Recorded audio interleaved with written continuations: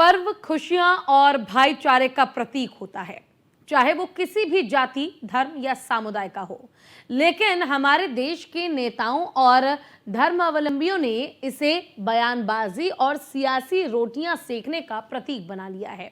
कोई भी पर्व आता है तो उसकी तैयारियों से पहले बयानबाजियां शुरू हो जाती हैं। ऐसा लगता है कि पर्व भी वोट बैंक का प्रतीक बन गया है। पहले होली और रामनवमी और अब बकरीद। 7 जून को बकरीद का पर्व है, जो मुस्लिम समुदाय के लोग काफी विशेष दिन के तौर पर मनाते हैं। बकरीद पर शुरू हुई बयानबाजी, क्रूरता, कुर्बानी और बवाल।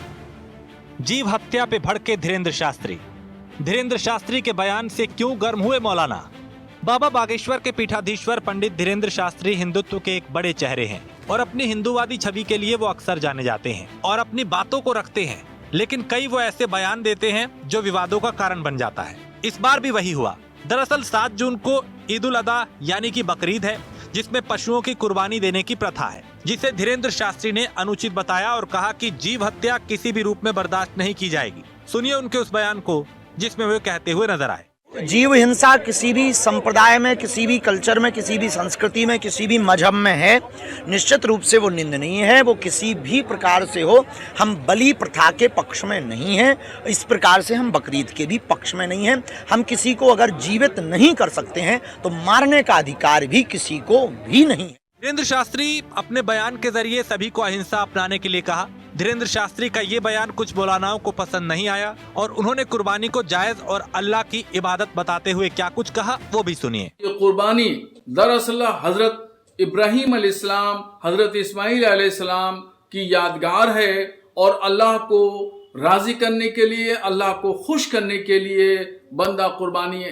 देता है।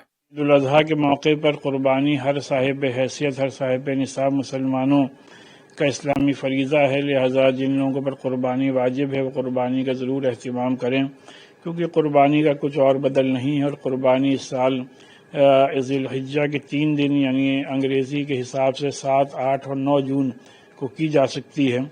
और इस सिलसिले में इस बात का ख्याल रखें कि सफाई का और हाइजीन और क्लीनिनेस का पूरा एहतिमाम किया जाए और कहीं पर भी रोड साइड पर या गली में कुर्बानी ना की जाए, बल्कि जो पहले से डिजिग्नेटेड स्पॉट्स हैं वहीं पर खाली कुर्बानी की जाए।